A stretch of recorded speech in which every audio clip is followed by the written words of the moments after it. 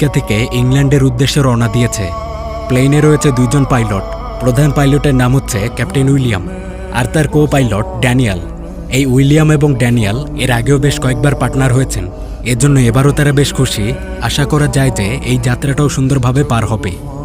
Captain briefing করছিলেন। যাত্রীদেরকে বলা হয় আকাশ বেশ পরিষ্কার, আনুমানিক 7 ঘন্টার মধ্যেই তারা গন্তব্যে পৌঁছাবে। বিমানে রয়েছে 200 জন যাত্রী। ছোটোখাটো একটা যাত্রা ছিল। আশা করা যায় যে যাত্রীদের গল্পগুজবেই সময়টা পার হয়ে যাবে। যাত্রীরা বেশ আনন্দিত, সাথে খুশি ফ্লাইটের এয়ার ক্রুরাও। মোট 5 জন এয়ার ক্রু রয়েছেন এখানে। সবকিছু ঠিকঠাকই চলছিল, কিন্তু হঠাৎ এই যাত্রার শুরুতেই সমস্যা দেখা দেয়। এই বিমানের সকল মেশিনারিগুলো ফ্লিকারিং করতে শুরু করে। সিগন্যাল পাওয়া যাচ্ছিল না, যোগাযোগ বারবার বিচ্ছিন্ন হয়। এটা দেখে তো পাইলটরা আতঙ্কে, কারণ এরকম তো হওয়ার কথা না, এটা শুভ লক্ষণ না। তবে কিছুক্ষণের মধ্যে এগুলো স্বাভাবিক হয়ে যায়, আর এর পরপরই গ্রাউন্ড কন্ট্রোলে যোগাযোগ করা হয়। গ্রাউন্ড কন্ট্রোল সার্ভিস বলতে বিমানের বিশেষ সময়ে বিশেষ প্রয়োজনে পাইলটদেরকে গাইড করার ব্যবস্থাকে বোঝায়। মানে বিমান কোন পথে নিয়ে যাওয়া নিরাপদ হবে, সামনে আবহাওয়ার অবস্থা কী রকম, প্লেনে কোনো সমস্যা হয়েছে কিনা, এরকম নানা তথ্য গ্রাউন্ড কন্ট্রোল থেকে দেয়া হয়। যারা এই তথ্যগুলো দেয় তাদেরকে এয়ার ট্রাফিক কন্ট্রোলার বলে। তাদের কাজ হচ্ছে অত্যাধুনিক সব রেডার দেখে দেখে পাইলটদেরকে গাইড করা। তো এই গ্রাউন্ড কন্ট্রোল থেকে বলা হয় সব ঠিকঠাকই আছে, বিমানে কোনো সমস্যা নেই, সামনের আকাশও ক্লিয়ার। এটা জানার পর পাইলট শান্ত হন, সবকিছু তাহলে ঠিকঠাকই আছে। কিন্তু আর কিছু দূর যাওয়ার পর দেখা যায় পুরো আকাশ কালো মেঘে ঢাকা। মেঘের গর্জন, ভয়ঙ্কর বজ্রপাত হচ্ছে। কিন্তু এটা কিভাবে সম্ভব? মাত্রই তো কন্ট্রোল রুম থেকে বলা হলো আকাশ পরিষ্কার, কোনো সমস্যাই নেই, তাহলে এই বজ্রপাত আসলো কিভাবে? দ্রুত বেগে বাতাস বইছে, বিমানের ভারসাম্য ঠিক থাকে না। ক্যাপ্টেন আবার কন্ট্রোল রুমে নক দেয়, কিন্তু সেখানে সংযোগ হচ্ছিল না। মানে বিমানে কোনো নেটওয়ার্ক নেই, সিগন্যাল পাওয়া যায় না। অদ্ভুত ব্যাপার, মুহূর্তের মধ্যেই জানি কি হয়ে গেল। এখন কন্ট্রোল রুমে যোগাযোগ না করলে তো মহাবিপদ, কারণ এই কালো মেঘের মধ্যে দিয়ে কি তারা তাহলে এগিয়ে যাবে? আর এরপর আকাশের অবস্থা কীরকম, বিপদ আরও বাড়বে কি কমবে কিছুই বোঝা যাচ্ছিল না। এদিকে আবার বিমানটা কিছু পথ এগিয়ে আসলে নিয়ন্ত্রণ হারিয়ে ফেলে। ক্যাপ্টেন তার কো পাইলটকে নিয়ে আপ্রাণ চেষ্টা করছিল নিয়ন্ত্রণ ঠিক রাখার। টার্গেট হলো মেঘ কাটিয়ে চলে যেতে হবে। যাত্রীদেরকে বলা হয় সামনে কিছুটা বিপদ, তাই সবাইকে সিট বেল্ট বাঁধতে বলা হয়। এ যেন ভীতিকর অবস্থা, সব যাত্রীরা ঘাবড়ে যায়। বিমান নিয়ন্ত্রণ হারিয়ে এগিয়ে যাচ্ছে। এভাবে কিছু দূর আসার পর ঘটে অদ্ভুত এক কাণ্ড। সামনে গোলাকার এক অবয়ব তৈরি হয়েছে। বজ্রপাত হচ্ছিল সেখানে। এই বৃত্তটা থেকে প্রচুর পরিমাণে আলো ছড়িয়ে পড়ে, যা সহ্য করা যাচ্ছিল না। পাইলট অনেক চেষ্টা করেন এই বৃত্তটাকে পাশ কাটিয়ে যাওয়ার, কিন্তু এটা যেন চুম্বকের মতো বিমানটাকে টেনে নিচ্ছে। অনেক চেষ্টা করেও পাইলটরা বিমানটাকে কন্ট্রোল করতে পারেন না। বিশাল এক উড়োজাহাজ এই বৃত্তের মধ্যেই ঢুকে যায়। পুরো বিমান কেঁপে উঠে, সবার শরীরে এক অদ্ভুত শিহরণ বয়ে যায়। তবে বৃত্তের এপারে চলে আসার পর বিমানটা শান্ত হলো। আকাশের এই দিকে আর কোনো বজ্রপাত নেই। তবে এখানে আরও বড় একটা অদ্ভুত ব্যাপার। তারা মাত্রই বিকালের দিকে রওনা দিল। বিকাল 5টা হবে, কিন্তু এখানে আকাশে রাত। মানে রাত হয়ে গেছে, গভীর রাত। মাত্র 10 মিনিটের মধ্যেই দিন থেকে রাত হয়ে গেল, এটা কিভাবে সম্ভব? বিমানে এখন আর কোনো নেটওয়ার্ক নেই। যাত্রীদের সহ প্লেনের কোনো ডিভাইসই নেটে সংযোগ হচ্ছে না, কোনো প্রকার যোগাযোগ করা যায় না। যার অর্থ হলো এই বিমানটা এখন পৃথিবী থেকে পুরোপুরি বিচ্ছিন্ন। তবে এই ফ্লাইটে রেডার কাজ করছিল। রেডারের মাধ্যমে বোঝা যায় আশেপাশে অন্য কোনো বিমান আছে কিনা, চলমান প্লেনটা কত উচ্চতায় রয়েছে, গতিপথ কোন দিকে, এই কিছু বিষয় জানা যায় রেডারে। তবে এখানে আবার আরেক অদ্ভুত ব্যাপার। বিমানের বেশিরভাগ অত্যাধুনিক ডিভাইসগুলো কাজ না করলেও এই রেডারটা ঠিক আছে। কো পাইলট ড্যানিয়েল তখন জানায় এই রেডারটা অনেক পুরনো। এই বিমানের সবকিছুই প্রতি বছর পরিবর্তন করা হয়, তবে এই রেডারটা বিগত 50 বছর থেকে এই বিমানেই রয়েছে, পরিবর্তন করা হয়নি। বিষয়গুলো বেশ অদ্ভুত। পাইলটরা কিছু বুঝতে পারছিল না, তারা শুধু ভাবে প্লেনে সমস্যা হয়েছে। তারা আশায় আছে কন্ট্রোল রুম থেকে হয়তো এইসব কিছু ঠিক করে দেওয়া হবে, তারপর আর কোনো সমস্যা থাকবে না। এদিকে যাত্রীদের বেসামাল অবস্থা। তখন পাইলটরা জানান আকাশ খারাপের জন্য এমন হয়েছে। এটা আসলে অস্বাভাবিক কিছু না, বারমুডা ট্রায়াঙ্গেল পার হওয়ার সময় এরকমই প্রায়ই হয়। এটা একটা মিথ্যা ছিল, তারা কোনো বারমুডা ট্রায়াঙ্গেল পার হয়নি। যাত্রীদেরকে শান্ত করার জন্য তারা এই মিথ্যাটা বলে। এরপর পাইলটরা এগিয়ে যায়।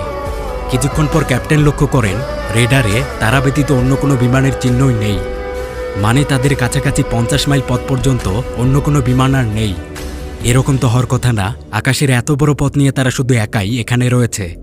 রেডারের সিগন্যালগুলো অদ্ভুত, তেমন কিছুই বোঝা যায় না। আবার চারদিকের পরিবেশ দেখে মনে হয় এটা আমেরিকার কোনো পথই না। উইলিয়াম ভাবে তারা অজানা কোনো পথে এগিয়ে চলেছে। তখন তিনি সিদ্ধান্ত নেন প্লেনটা তিনি একটু নিচে নামিয়ে দেখবেন, তাহলে পরিবেশ দেখে হয়তো বোঝা যাবে তারা আসলে আছে কোথায়। কিন্তু এটা করার আগে তিনি একজন ক্রুকে কল দেন। তার নাম হচ্ছে ক্যামেরন। ক্যামেরনকে বলা হয় যাত্রীদেরকে শান্ত করে রাখতে। বিমান এখন একটু নিচে নেমে আবার উঠে যাবে, এতে একটু ঝাঁকির সৃষ্টি হতে পারে, এতে আবার তখন যাত্রীরা একটু ভয় পেতে পারে। ক্যাপ্টেন এরপর বিমানটাকে কিছুটা নিচে নিয়ে যান। এদিকে আবার নিচে নামার সাথে সাথেই দেখা যায় রেডারে 10-12টা প্লেন একসাথে চলে এসেছে। মানে তাহলে নিচের দিকে বেশ কিছু বিমান আছে। এতে ক্যাপ্টেন বেশ তৃপ্তি পান, কিন্তু কো পাইলট ড্যানিয়েল জানায় অদ্ভুত বিষয়। রেডারে যে প্লেনগুলো মাত্রই ধরা পড়ল, এগুলো সাধারণ কোনো যাত্রীবাহী বিমান নয়। এগুলো আকারে অনেক ছোট, সেগুলো আবার খুব দ্রুত উড়ে যাচ্ছে। এদিকে বিমান আরও কিছু নিচে নামার পর দেখা যায় এখানে এক অবাক কাণ্ড। নিচে খণ্ড খণ্ডভাবে বোমাবাজি হচ্ছে। ছোট কিছু যুদ্ধ বিমান উড়ে যায়, মনে হয় এখানে কোনো একটা যুদ্ধ হচ্ছে। কিন্তু যুদ্ধ কি জন্য? এ সময় যুদ্ধ অবাক করা ব্যাপার। এই শহরের উপরে ধ্বংস চালানো হচ্ছিল। এই দৃশ্য দেখে যাত্রীরা অনেক ভয় পেয়ে যায়। তাদের এইসব কিছু স্বপ্ন মনে হচ্ছিল। ক্রু মেম্বাররা যাত্রীদেরকে শান্ত রাখার চেষ্টা করে। হৈহুল্লোর অবস্থা। একসময় দেখা যায় ক্যাপ্টেনদের কাছে এক যুদ্ধ বিমান চলে এসেছে। উইলিয়াম ভয় পেয়ে যান। দ্রুত বিমানটাকে আবার উপরে নিয়ে আসা হয়। উপরে আসার পর পরিবেশটা শান্ত হলো। তাহলে কথা হচ্ছে ক্যাপ্টেনরা এখন যেখানে যে পথে রয়েছেন তার ঠিক নিচে কোনো না কোনো যুদ্ধ হচ্ছে। কিন্তু এটা তো সম্পূর্ণ আজব ব্যাপার। অন্যদিকে যাত্রীরা আতঙ্কিত। তারা ক্রুদের কাছে জানতে চায় নিচে আসলে হচ্ছেটা কি, আর তারা কোন পথে যাচ্ছে। ক্রুরা এখানে তেমন কিছুই বলতে পারে না, তারা শুধু একটু ধৈর্য ধরতে বলে। এদিকে ক্যাপ্টেন একাধিকবার চেষ্টা করছেন কন্ট্রোল রুমে যোগাযোগ করার জন্য, কিন্তু কোনোভাবেই যোগাযোগ হয় না। এখন এই অবস্থায় সবার আগে যেটা জানতে হবে এই বিমানটা আসলে আছে কোথায়। এভাবে অজানা পথে তো এগিয়ে যাওয়া যাবে না, তাদের ইংল্যান্ড পৌঁছাতে হবে। তখন ক্যাপ্টেন বলেন তারা কিছু দূর এগিয়ে যাওয়ার পর আবার এই বিমানটা নিচে নামাবে। কাছাকাছি কোনো এয়ারপোর্ট থাকলে সেখানে ল্যান্ড করা ছাড়া তো আর কোনো উপায় নেই। কিন্তু ড্যানিয়েল এমনটা করতে মানা করে। সে বলে নিচে মাত্র যে অবস্থা দেখা গেল, এই যুদ্ধ পরিবেশে নেমে যাওয়া ঠিক হবে না, বড় বিপদ হতে পারে। তখন ক্যাপ্টেন জানান এছাড়া তো আর কোনো উপায় নেই। এভাবে ভেসে থাকলে কয়েক ঘন্টার মধ্যেই সব জ্বালানি শেষ হয়ে যাবে, তখন তো বিমানের আরও বড় বিপদ। অন্যদিকে বিমানের এই যাত্রীদের মধ্যে দুইজন ছিলেন ইতিহাসের প্রভাষক, ডেল এবং বেনেট। তারা নিচের এই পরিবেশ দেখে অবাক হন। তারা ইতিহাস সম্পর্কে ভালো জানেন। তারা এসব দিকে ধারণা করে নেন এটা বিশ্বযুদ্ধের সময়। নিচে যে যুদ্ধটা হচ্ছে এটা দ্বিতীয় বিশ্বযুদ্ধ। তারা দ্রুত বিমানের ককপিটে এগিয়ে আসেন। পাইলটকে সব জানাতে হবে, কিন্তু ক্রুরা তাদেরকে আসতে বারণ করছিল। বেনেট তখন চিৎকার করে সবকিছু খুলে বলে যে নিচে বিশ্বযুদ্ধ চলছে, আর মাত্র যে যুদ্ধ বিমানটা পাশ দিয়ে উড়ে গেল এটা জার্মানির বিশেষ যুদ্ধ বিমান, যা 1945 সালের পর থেকে আর কখনো বানানো হয়নি। এই বিমানগুলো চালাতো হিটলারের নাৎসি বাহিনী। এগুলো শুনে ক্যাপ্টেন উইলিয়াম অনেক রেগে যান। এগুলো তার রাজগুবি মনে হয়।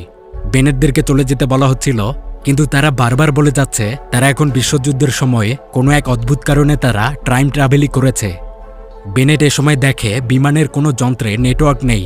তখন সে বুঝায় তার কথাই সত্য, কারণ অতীতে 1940 সালে চলে আসায় তখন তো আধুনিক যোগাযোগ ব্যবস্থা ছিল না। অত্যাধুনিক স্যাটেলাইটগুলো আবিষ্কারই হয়নি। এর থেকেও বড় কথা হলো নিচে মাত্র যে যুদ্ধটা দেখা যাচ্ছে এটার কথা ইতিহাসের পাতায় রয়েছে, এগুলোর চিত্র আছে। এই বিমান এখন রয়েছে জার্মানিতে। এসব শুনে ক্যাপ্টেন অনেক দ্বিধায় পড়ে যান। তিনি বলেন যদিও তার এইসব কিছু আজগুবি মনে হচ্ছে, কিন্তু এই সমস্যাটার সমাধান কি? তারা আবার তাদের অবস্থায় ফিরে যাবে কিভাবে? প্রভাষকরা বলে তারা আসলে জানে না যে এটার সমাধান কি। তবে তাদের ধারণা প্লেনটা যেহেতু এক বজ্রপাতের মাধ্যমে অতীতে এসেছে, তাই আবার যদি এরকম কোনো বজ্রপাত দেখা যায় তাহলে হয়তো সেখানে আবার টাইম লুপ তৈরি হবে। সেটা দিয়েই তারা আবার আগের অবস্থায় ফিরতে পারবে। এসব ক্যাপ্টেনের খুবই হাস্যকর মনে হচ্ছিল। তিনি আপাতত বেনেটদেরকে যেতে বলেন, আর তাদেরকে বলে দেওয়া হয় এই ব্যাপারগুলো যেন অন্য কোনো যাত্রীরা জানতে না পারে। এরপর ক্যাপ্টেনরা আবার বিমানটা কিছুটা নিচে নামায়। নিচে